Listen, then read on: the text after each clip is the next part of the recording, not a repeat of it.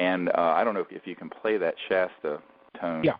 It's again. This is a very faint, a little teeny clip of it, and I hate to say this, but sort of just an indication of what happened. But the experience of it was so rich and so multidimensional and transdimensional when it happened. But with the quality of the electronic recording device that we had at the time, this is as much as we got. Yeah, and what I've done here is isolate it, and I looped it several times, and also reduced it in pitch so you could hear that it had an actual tonal aspect to it. So here it is.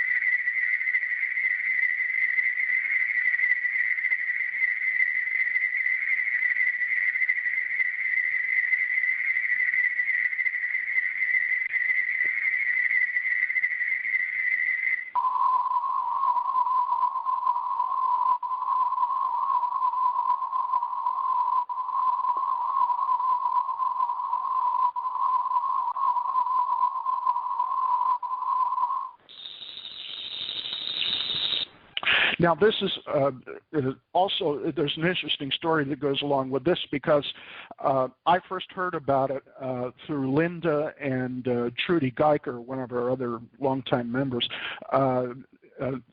outside of the training because I wasn't actually there. When they described to me that image of pearls in a straight line, it reminded me of the harmonic structure of music, where you have a fundamental tone and upper harmonics that rise up from that point, variations on that same sound. It's a very important aspect of all of this is the harmonic structure of those sounds as well. Absolutely. Yeah, that's right. And again, this is one of the things we're working on right now that Charlie's helping us with is to figure out how to have really better quality digital omnidirectional recording on site so that we get a better quality recording of these sorts of events because they've escalated from a number. Now, this has happened, dozens of times. And as you can imagine, with just,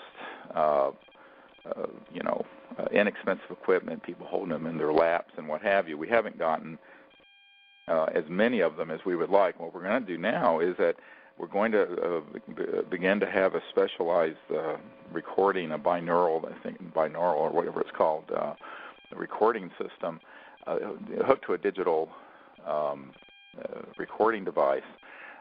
So that when these events happen, hopefully we'll get a better quality. Someday, if we had the funding, we would like to have half a dozen of these scattered out in the field around us, because often we'll find that it'll be very specific where even though it's quite loud, people only in one area of space hear it and other people don't. It's because it's very anomalous. It's transdimensional. It's not coming from a linear source. It's coming from a transdimensional source from other dimensions as these ET craft are in the area, and prior to their materializing, or when they're dematerialized, they can emit or communicate with us with this kind of tonality. So I think that's what's really exciting about it. Essentially what the binaural recording is a set of mics that are positioned like human ears on a mount of some sort, and what they do is hear sound in three dimensions, not only left to right like stereo, but also as the human ears would hear it, above and below and behind, so that when we use these microphones, we'll be able to tell which direction it's coming from, whether it's in motion, which has often happened during the trainings. And so I'm excited about doing that sort of thing. And one of the other things that have happened is recently, just I think a little less than 2 months ago in September, we were up on Mount Shasta again, and we were up at this place up way high on the mountain at an area called Sand Flats. It's this big flat plain up about 7,000 feet, I believe, or nearly 7,000 feet. And right in front of where Dr. Bravo and I were sitting, there was the most beautiful emission in just clear air of a sort of musical chimes that appeared. Now, I don't know, Charlie, if you have been able to isolate any of that. Yeah, I did. But when we heard it, it was almost like, I hate to say it almost sounded like angelic music. It was otherworldly music, and it was just a few notes of it, and it appeared, I mean, no more than 3 or 4 feet in front of ourselves in the center of the circle. And there, too, no one had a recording device that was very good. Linda was holding one in her hand, and at the time there were some people talking or doing something, or rattling something. So it was sort of overwhelmed with other ambient noise. But it was so pure. It was like crystalline. It was this pure, crystalline, multiple notes that were just beautiful. And this was around the time that we had some astonishing sightings that we did get filmed on videotape of craft that had come right over and materialized over the group and flown over. So it's all part of the contact events that are happening at these expeditions. So if you want to share that, I think that'd be great if you can. And also, same thing here. I've isolated it, looped it, and changed pitch a couple of times, so you can hear it from those aspects as well.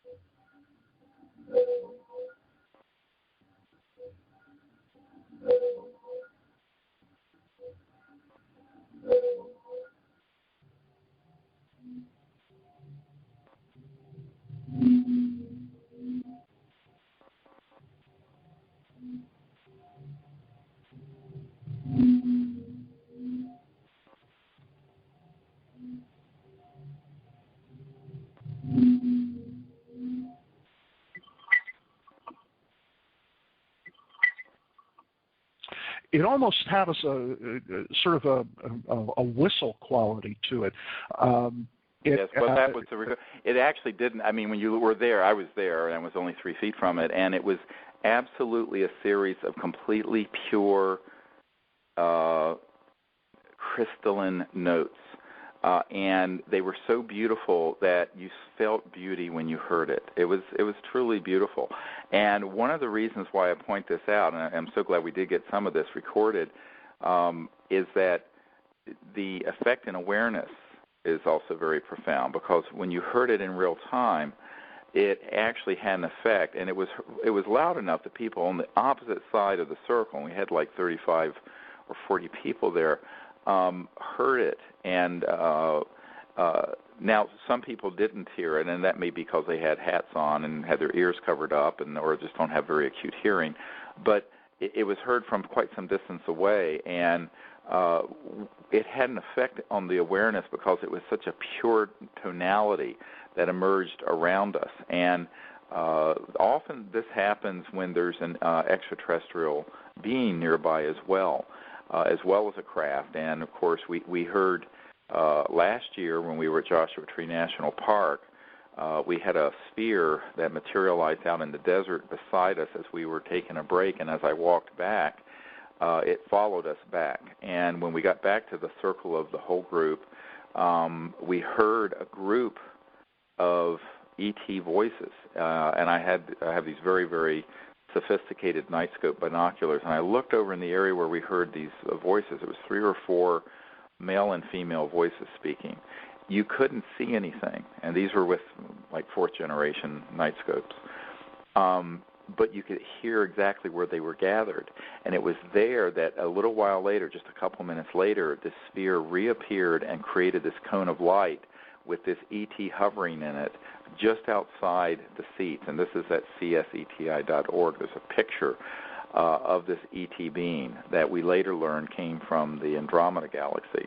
And it's very, very clear, but he's transdimensionally. It's sort of like an astral electronic projection. If you can visualize your astral body that you fly around in a lucid dream, at that level of energy being able to be electronically transmitted into a site during a contact event. Now, unfortunately, at that time we did not have anyone recording, so we could have gotten, this brief few seconds of these voices speaking, but it was heard by a large number of people at the same time. And this is one of the reasons why I tell people when we go out on these expeditions, even if you don't see everything going on, there's contact happening almost continuously, because we set up these protocols to invite these interstellar civilizations to meet with us for interplanetary peace and for universal peace. It's become this worldwide effort where now there are thousands of people doing this all over the world, literally in virtually every country. And it's creating its own power, as it were, as in consciousness as people do this. But when we're out doing these expeditions with 30 or 40 people or whatever, it has a power because there's a group of humans who are reaching out to these visitors saying, we want to make contact with you peacefully. We want to open contact. And we're doing this in the context of universal consciousness as the real central communicating philosophy of interspecies contact between worlds, and that we're doing this for universal peace to benefit all peoples, not just on Earth but other worlds. And that's the spirit that they want to see people advancing into this contact work with, because, up until now, the only contact they've had have been people in a state of bewilderment or denial, or being chased by jet fighters or electronic weapon systems or electromagnetic weapons or what have you.